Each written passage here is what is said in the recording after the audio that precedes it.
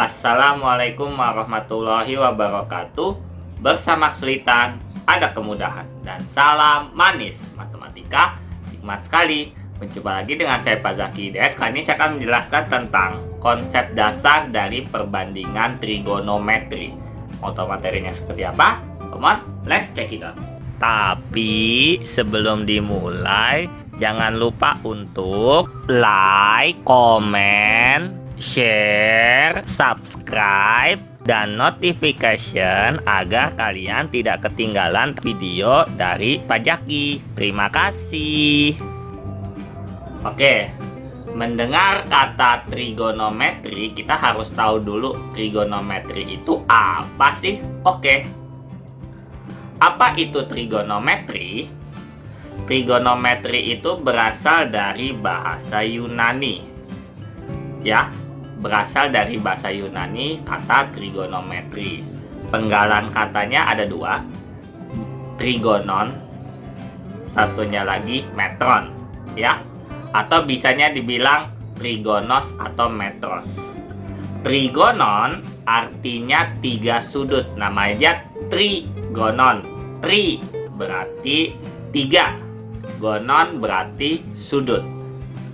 Metron, metron itu artinya mengukur. Memang metron itu mengukur, namanya metron meter. Nyambung kan? Meter itu gunanya untuk mengukur sebuah panjang. Sampai sini paham? Paham Pak? Oke. Kalau penggalan artinya sudah tahu, maka dapat disimpulkan pengertian trigonometri adalah sebuah cabang matematika yang mempelajari hubungan yang meliputi panjang dan sudut segitiga. Nah, trigonometri kita akan membahas tentang segitiga. Ya, tahu sendiri ya teman-teman ya, segitiga itu adalah bidang tiga sisi yang tertutup. Ada sudutnya di masing-masing sudutnya, dan ada sisinya. Sisinya tuh bisa panjangnya sama semua, atau beda semua, atau salah satu yang sama. Sampai sini paham? Paham Pak? Oke. Nah, berarti tahu ya apa itu penggalan trigonometri, asalnya dari mana, dan pengertiannya. Terus, materi apa sih yang harus kita pelajari untuk menghadapi trigonometri? Nah, materinya yang kalian hadapi adalah segitiga, ya. Segitiga bisa macam-macam. Karena kita belajar trigonometri, jadi basicnya adalah kita harus paham dulu segitiga siku-siku. Itu paling dasar. Yang kedua adalah perbandingan. Nah, perbandingan namanya perbandingan trigonometri, berarti perbandingan atau rasio. Bisa 2:1, 3:4, 4:7, atau bisa ditulis 4:7, bisa 4/7. Dan satu lagi ya, karena segitiga siku-siku ya, jadi harus belajar teorema Pythagoras. Sampai sini paham? Paham Pak? Oke, berarti pengertian sudah, materi yang harus dikuasainya sudah. Sekarang kita langsung ke basic dari segitiga siku-siku. Ada 3 buah sisi pada segitiga siku-siku. Ada sisi miring, ada sisi depan, ada sisi samping. Sisi yang berhadapan dengan sudut siku-siku disebut sisi miring. Jadi, kalau ada gambar seperti ini, di sini pasti sisi miringnya. Ya, kalau gambarnya begini gimana, Pak? Ya udah, berarti ini pasti sisi miringnya. Pokoknya kalau berhadapan dengan sudut siku-siku, pasti namanya sisi miring atau bisa dibilang hipotenusa. Sampai sini paham? Paham Pak? Oke, berarti kalian sudah tahu yang namanya sisi miring. Sekarang sisi depan. Sisi yang berhadapan dengan sudut yang diketahui atau sudut alfa atau sudut apa aja ya, itu dinamakan sisi depan. Maksudnya adalah, ini kan segitiga siku-siku. Ini siku, berarti ini pasti sisi miring. Kalau ada sudut diketahui di sini, berarti ini pasti sisi depan. Kalau gambarnya begini, nah berarti jelas ini miring. Ini adalah sisi depan. Pokoknya berhadapan dengan sudut yang diketahui itu dinamakan sisi depan. Sampai sini paham? Paham Pak? Oke, berarti sudah tahu sisi miring sama sisi depan. Satu lagi, sisi yang selain. Hati-hati, ada kata selain, berarti yang bukan. Sisi yang selain sisi miring dan sisi depan disebut sisi samping. Ya sudah, berarti miringnya sudah ketahuan, sisi depannya sudah ketahuan, otomatis sisanya pasti sisi samping. Ya, ini pasti sisi samping. Dan ini pasti sisi samping. Sampai sini paham? Paham Pak? Oke, berarti sudah tahu ya sisi depan, sisi miring, dan sisi samping. Kalian harus pahami dulu sisi miring itu apa, sisi depan itu apa, dan sisi samping itu apa.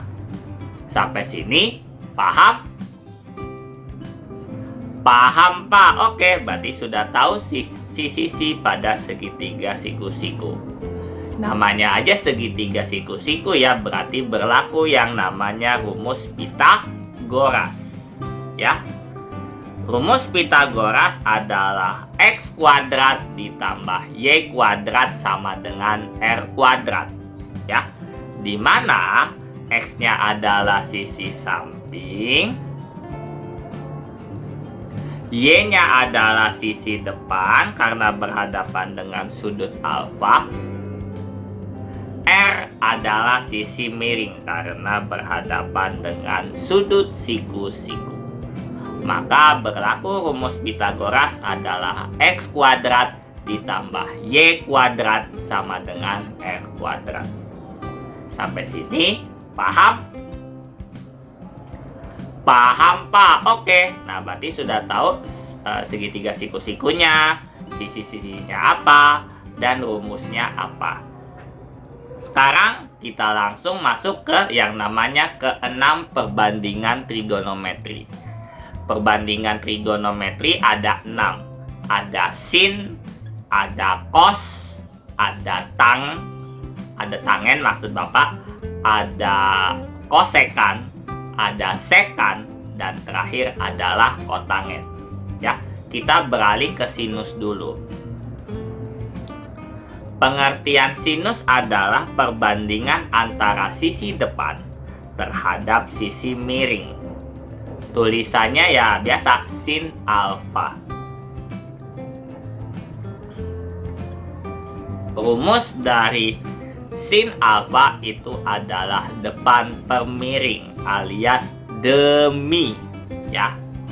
Nah, depannya itu adalah Y, miringnya itu adalah R.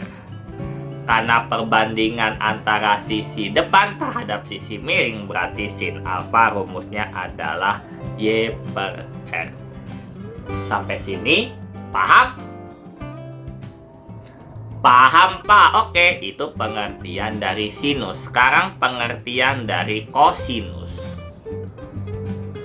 Pengertian kosinus adalah perbandingan antara sisi samping terhadap sisi miring. Nah, beda sama sinus. Kalau sinus itu depan sama miring.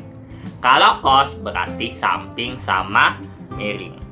Tulisannya adalah cos alfa atau dibacanya cos alfa, tulisannya cos alfa.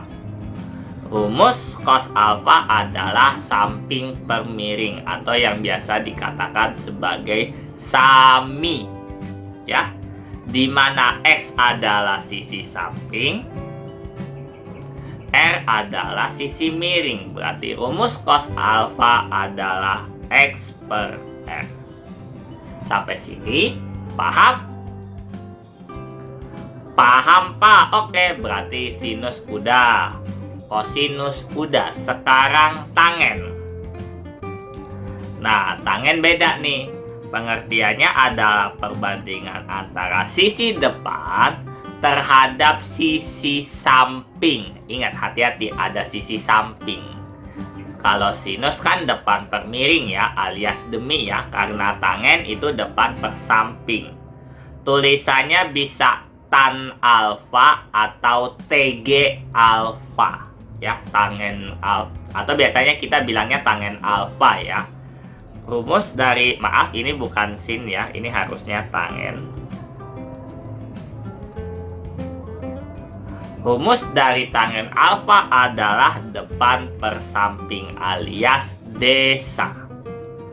Dimana X adalah sisi depan, sisi samping maksud. Maaf Bapak, dimana Y adalah sisi depan dan X adalah sisi samping. Makanya rumus dari tangen alfa adalah Y per X alias depan per samping. Sampai sini paham? Paham Pak? Oke. Sinus udah, kosinus udah, tangen udah. Sekarang ke kosekan. Nah, pengertiannya sederhana.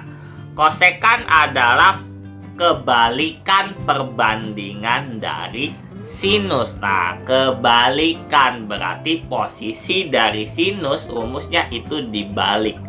Tadi rumus sinus apa?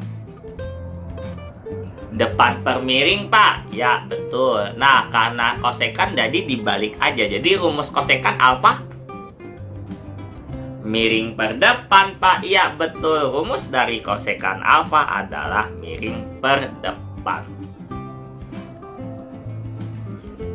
Bisa dikatakan R adalah sisi miring dan Y adalah sisi depan. Berarti rumus kosekan alfa adalah R per Y. Tulisannya ada dua, bisa cosek alfa atau bisa CSC alfa. Yang penting itu namanya kosekan. Sampai sini paham?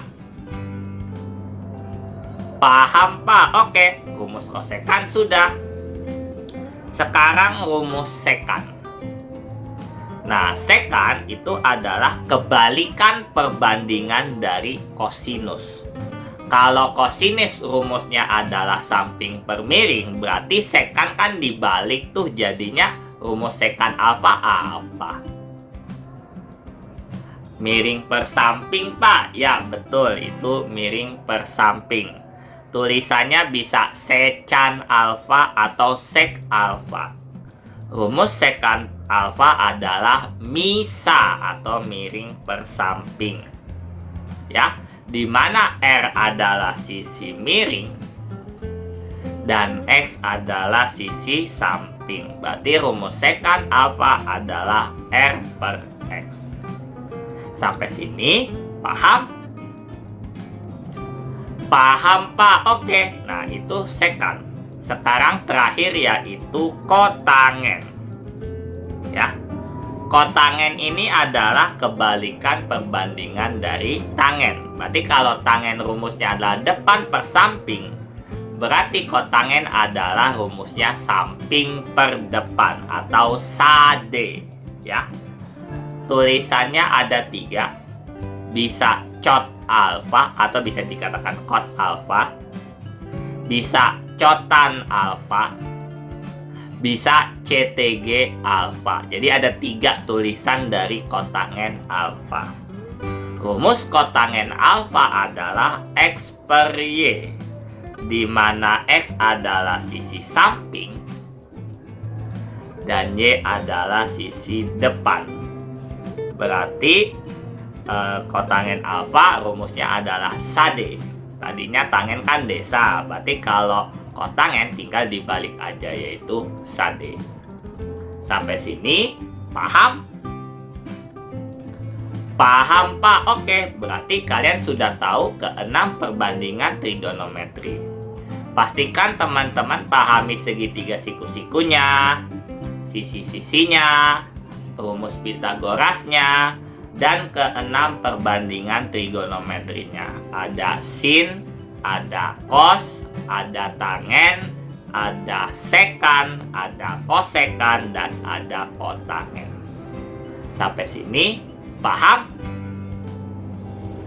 Paham Pak? Oke Pak, ini contoh soalnya mana? Contoh soalnya silahkan kalian ditonton berikutnya. Dan ingatlah, sebaik-baiknya manusia adalah manusia bermanfaat untuk orang lain. Saya Pak Zaki Hidayat undur diri terlebih dahulu. Wassalamualaikum warahmatullahi wabarakatuh. Salam manis.